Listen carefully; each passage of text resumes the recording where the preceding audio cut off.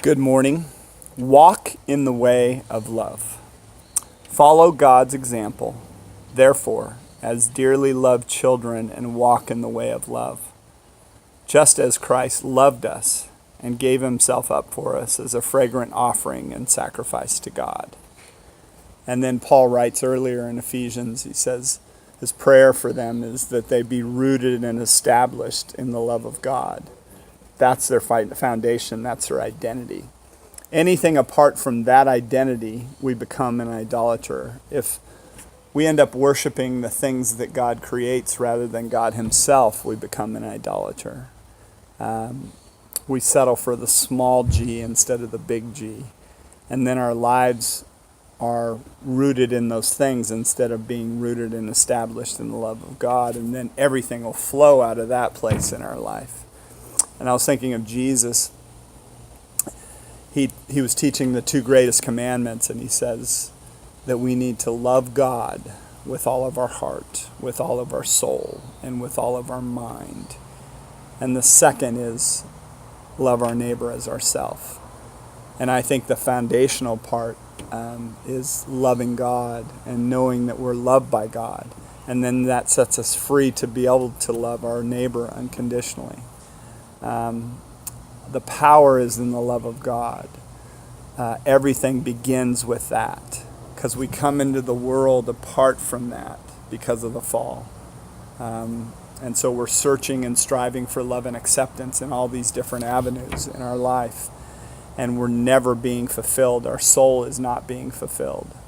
And yet we continue to go down these paths. That's what I was thinking about this too, as far as what sin is the fruit, right? The root of that is self, okay? Freedom is the fruit. At the root of that is the love of God. When we truly understand that we are loved and accepted by God, that we've been adopted, we've been justified, we've been set free, God demonstrates his love for us, that while we were yet sinners, Christ died for us. It roots in our heart. That's why Paul's praying for the Ephesians to understand and get that down within. And then everything that we do out of that, it's not doing to receive, it's doing because of grace. It's doing because of the beauty of who Christ is. And that's the thing that really sets us free. When our life isn't centered in self, we become free. But we come in with our lives being centered in self.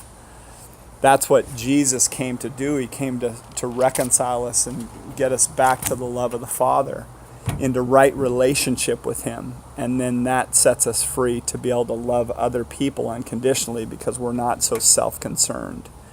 If you don't lay down that self-life, then we're going to always struggle. No matter what you're doing. You could be doing a lot of good works, but the motive underneath it is still self. You're going to struggle. We become free when it's not about us. That's why Jesus teaches whoever wants to be my disciple needs to deny themselves, pick up their cross, and follow me.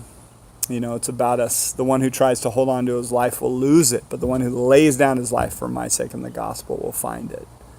We need to die to live. Lay down that life in order to experience something so much more beautiful, what you were created for. You weren't created for you, you were created for his image.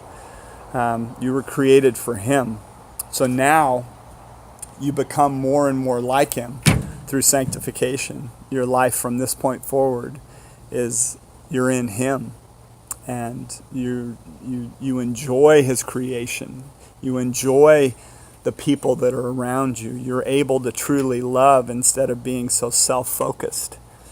Anyway, I pray that you can be overwhelmed by the love of God, and you can walk in that newness of life, walk in love rather than in self. God bless you all.